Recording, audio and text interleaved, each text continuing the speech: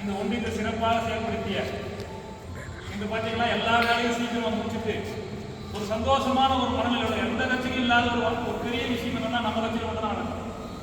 பொறுப்பு கொடுக்குறது சந்தோஷமாக பொறுப்பு வாங்குறது தான் கஷ்டமாக மரியாதைக்குரிய முரளி அவர்களே, ஏன் இந்த வார்த்தை நான் பயன்படுத்துறேன்னா நம்ம கட்சியில் மட்டும் தான் நடக்காது, இந்த கட்சியில் நடக்காது. இந்த கட்சியில் கொடுக்கவும் மட்டும் தான் முடியும், எடுக்கிறதுக்கு ஒன்றும் கிடையாது. அதனால தான் ஈஸ்வர் அவர்களே, நம்முடைய மாவட்டத்துடைய பொருளாளர் சசிகுமார் அவர்களே மற்றும் நம்ம எல்லாம் இருக்கிறாங்க அத்தனை பேருடைய பணிவான மாலை வணக்கத்தை தெரிவித்துக் கொள்கிறேன். 1989 வரைக்கும் கிட்டத்தட்ட 90 வரைக்கும் 2 பாராளுமன்ற உறுப்பினர் தான். 90 வரைக்கும் 2 பாராளுமன்ற உறுப்பினர் தான்.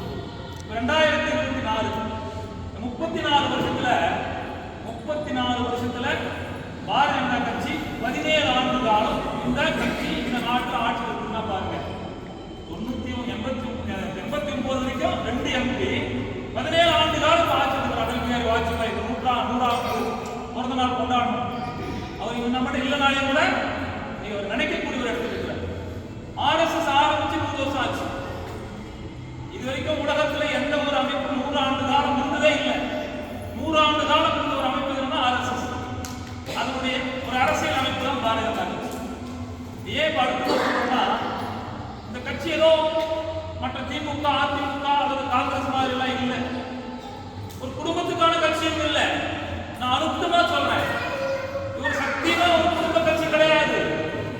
இது யாரெல்லாம் உழைக்கிறாங்களோ, யாரெல்லாம் வேலை செய்யறாங்களோ அவங்க அத்தனை பேருக்கு மரியாதை. உதாரணம் நரேந்திர மோடி, இன்னைக்கு தேதியில் நரேந்திர மோடி உதாரணம். ஒரு சாதாரண கிராமத்துல ஒரு டீ கடைக்காரருடைய மகனா பிறந்து அங்கிருந்து உருவானவர். இன்னைக்கு பாரத நாட்டினுடைய பிரதமர். உலகத்திலேயே ஞாபகம் வச்சிருக்க, சீனா ஒரு பெரிய நாடு, நம்மளோட ஒரு பெரிய நாடு சைனா தான். அங்க ஒரே ஆட்சி தான், ஒரே கட்சி தான், கம்யூனிஸ்ட் கட்சி தவிர வேற எந்த கட்சியும் இல்லை. அங்க இருக்கிற எல்லாருமே யாரா இருப்பான், அந்த கட்சியிலேயே உறுப்பினராக இருக்கும்.